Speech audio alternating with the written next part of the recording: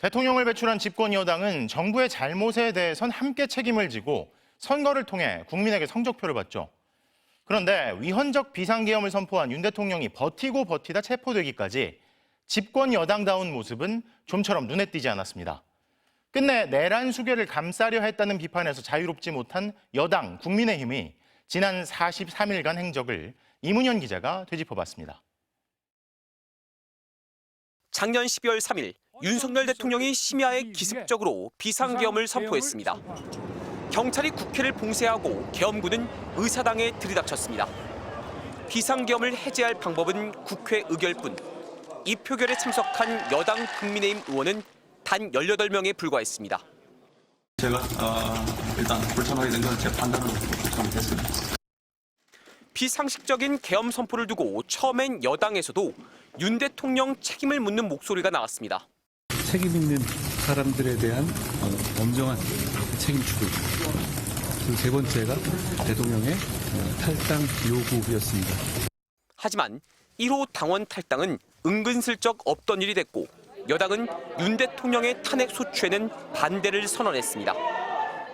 탄핵은 곧 보수 괴멸이라는 정치적인 이유를 들었습니다. 국민에 대한 힘이 있다면 참여해 주십시오. 국민의 의원님들, 선배님들! 탄핵 목소리는 당내 소수가 됐고 대통령을 비판한 대표는 쫓기듯 사퇴했습니다. 당을 장악한 친윤계 새 지도부는 윤 대통령의 비상계엄 논리를 공공연히 내놓았습니다.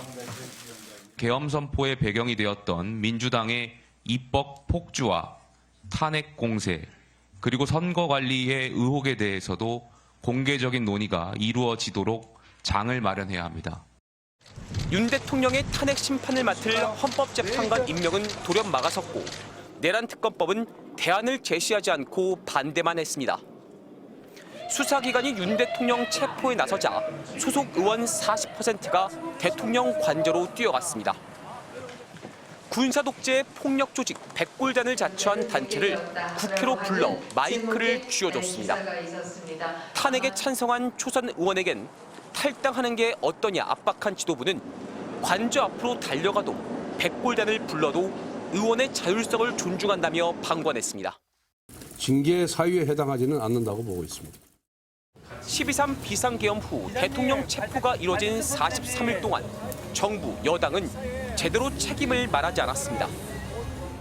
윤석열 대통령이 겨우 뒤늦게 남의 손에 이끌려 강제로 자신이 공언한 법적 책임을 지게 됐습니다.